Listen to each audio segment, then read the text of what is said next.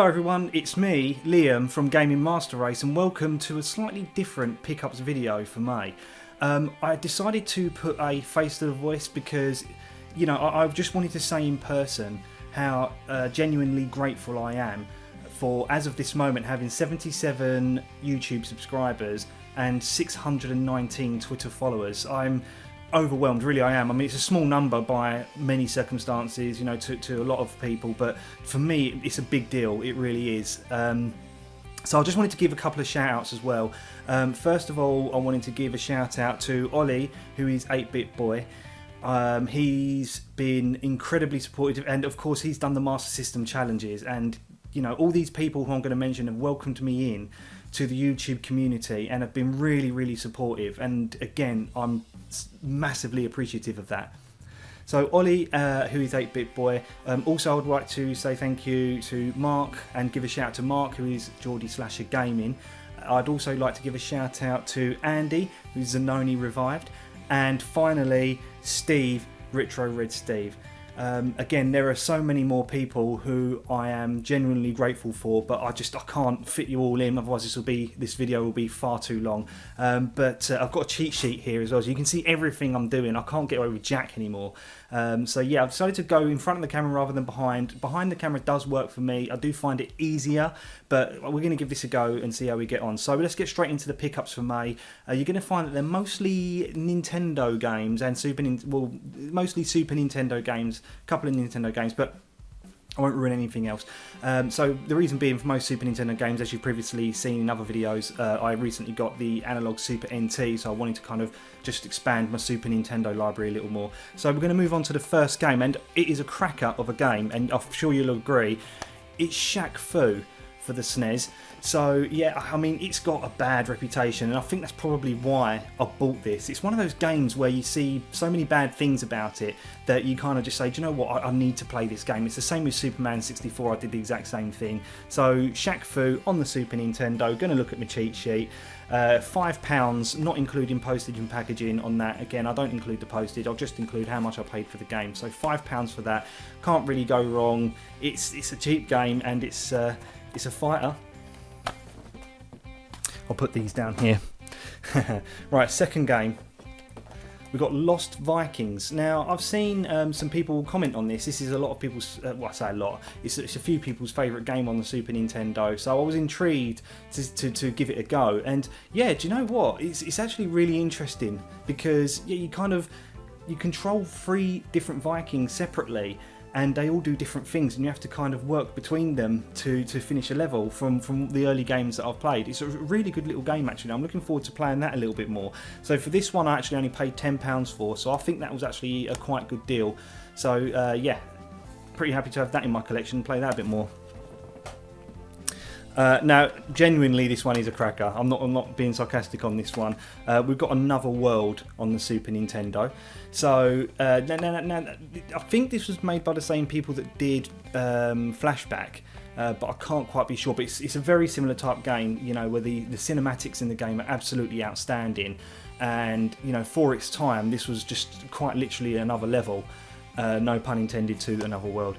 But yeah, this was another level. It's the cinematics. It's like you're watching a cartoon, and for Super Nintendo, that's amazing. And even when you're playing through the game, you know, the graphics and you know the worlds you're kind of visiting. Again, there's a lot of there's a lot of movement. There's a lot of life to the worlds. So for this one, I paid £12.56. For, and I think that was an offer. So when I watch certain buy it now items, I'll just watch them and I'll wait for them to send me an offer, and then I might consider buying it. So that was one of the ones that I believe I did that with. So quite happy with that. Again, I apologise if this isn't quite level, or you know, you can't really see things. This is the first time doing it. I can't see what you're seeing. So here we go. So moving on again, these are all from private sellers, by the way. Again, we've got another Super Nintendo game from eBay, and it's Earthworm Jim 2. Now, you probably, you know, already know that I've got this because I did a couple of videos previously in the month, basically stating that I found some issues with Earthworm Jim 2 on the Super NT. But they've been fixed. It's all working fine now, and I'm really happy because I absolutely love this version of Earthworm Jim. I've got it on the PlayStation and the Sega Saturn as well, but the Super Nintendo version is one that, again, it's 16-bit, you know, it had its own charm.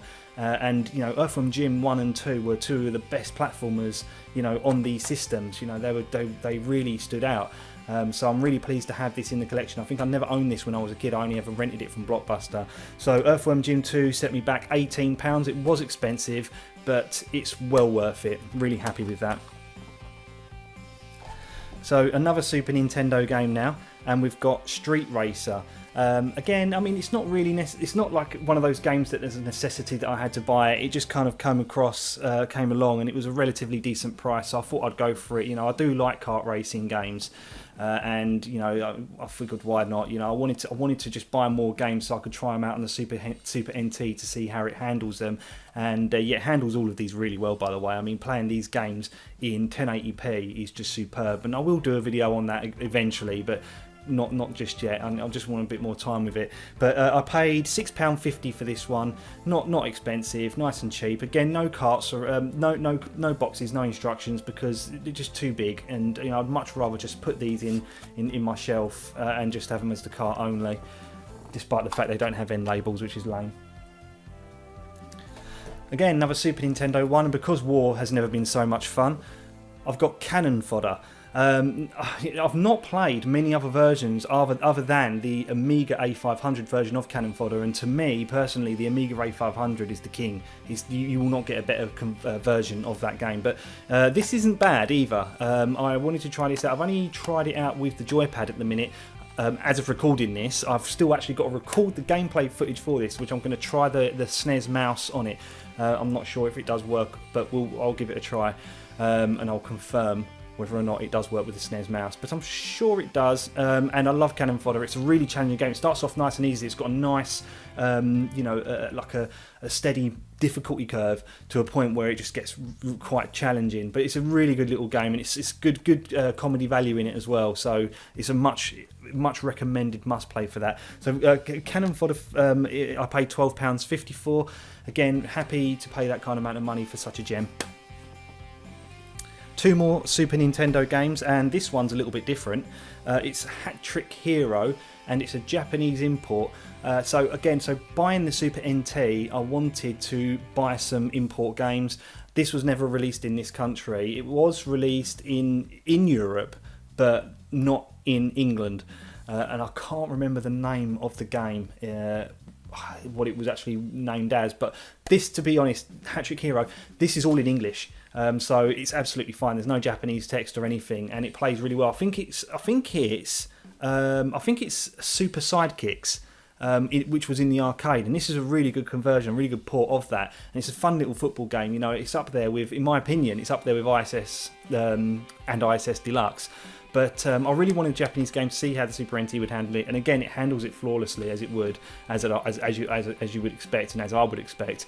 So happy to have my first Japanese SNES game in the collection. And for Hat Trick Hero, I paid £7.19 for this. So again, it's not breaking the bank. Finally, on the Super Nintendo, I've got Mr. Nuts. So yeah, again, this is another one of those games that I bought when I didn't buy it. I'm talking absolute gibberish.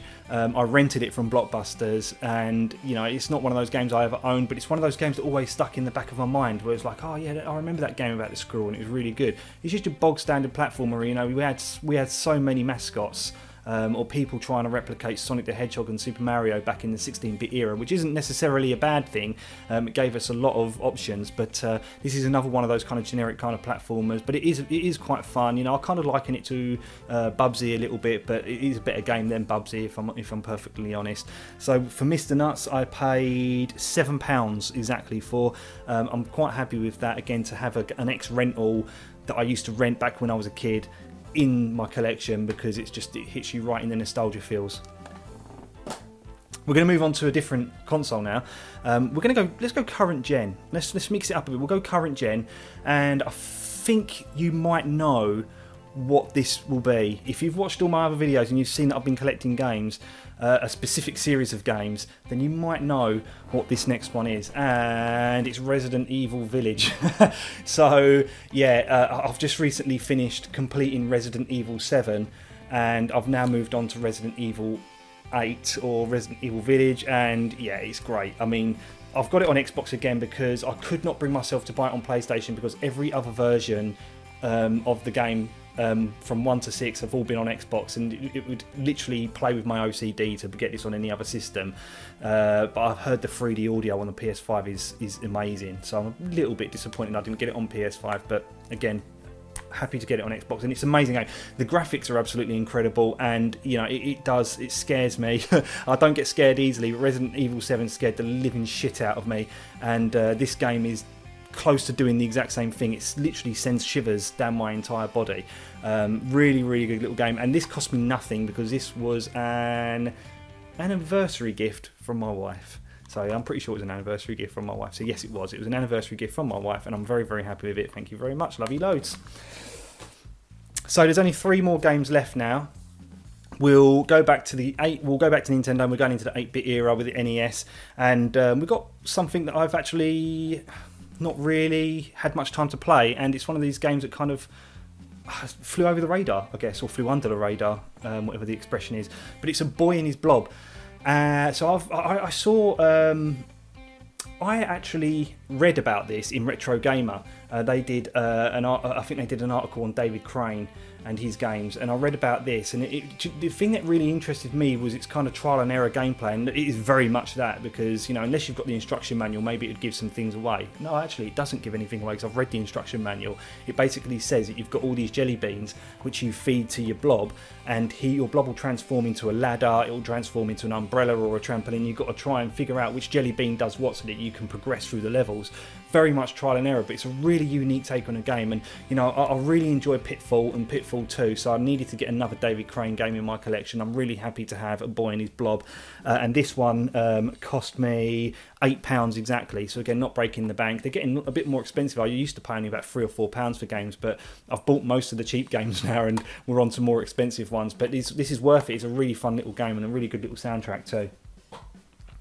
Okay, finally on the NES, only 2 on the NES. I've got WWF Steel Cage Challenge, and yeah, so you may not know this about me, or you may know this about me, but I still kind of am a wrestling fan. You know, during this era of like you know, the Mountie, Bret Hart, Macho Man, Undertaker, and that I was a really, really big fan, and I kind of fell out of love with it during the mid-90s, and it was only until 1999 that I really got back into it again during the Attitude Era, and ever since then I've absolutely loved wrestling. And you know, I've always wanted this. I remember seeing this as a kid because I had WrestleMania Challenge, but I never had WrestleMania Steel Cage Challenge. And I was thinking, oh man, you know, to be able to fight in a steel cage would be amazing. I've always wanted this game, and it's just taken me so long to get it. So now I finally got it, and it's crap, but it's a good crap, you know. It's one of those games where you don't mind that it's crap, but yeah, it's you know, I mean, it's LJN, so we all know what comes with LJN. So for Steel Cage Challenge, I paid £11.95 for it. And that's another kick in the balls. I bought this off Buy It Now, and then literally I searched for more Buy It Nows, I don't know why, and found one for £8 for free delivery as well. So this one cost me about £13 of delivery, so I was a bit pissed off. But yeah, it's, you know, it's wrestling, and I like WrestleMania. Anyway, final game of the pickups video today. Not many. Again, I think that's mostly due to the you know, the acquisition of the Super NT and NT Mini. But the final game I've got is Roll Cage on the PS1. And with this game, yeah, I mean, I remember playing this game. Do you know what? I can't even remember what made me buy this. I think someone said it was. I think I saw a tweet on Twitter about it, and I saw one of those Twitters. But I saw a tweet on Twitter, and it just reminded me. I was like, oh bloody hell! I completely forgot that game existed. And I used to really enjoy this game because it's really fast, and I love the way that you could use to kind of go up, like, you know, you'd go in the tunnels and you could flip and drop, and you know, it doesn't matter what way up your vehicle was, you could still race. It was really, really cool. So it was just one of those like impulse kind of things, like, do you know what, I really want to get that again. So really happy with this one, and because this one is actually complete, you know, the instruction manuals all in nice condition. With PlayStation games I always make sure to try and get complete, and the disc isn't really too bad. I'm not too sure if you can pick that up, but the disc isn't in too bad condition either. So for roll cage I paid £13.95 for. So that's it for this pickups video. I've never done an outro in front of a camera before because I usually have many takes. So if you enjoyed the video, hit like. If you really enjoyed the video, hit subscribe, and you can tweet me at GamingMasterRA2. And until the next video, I'll see you next time. Thanks very much for watching.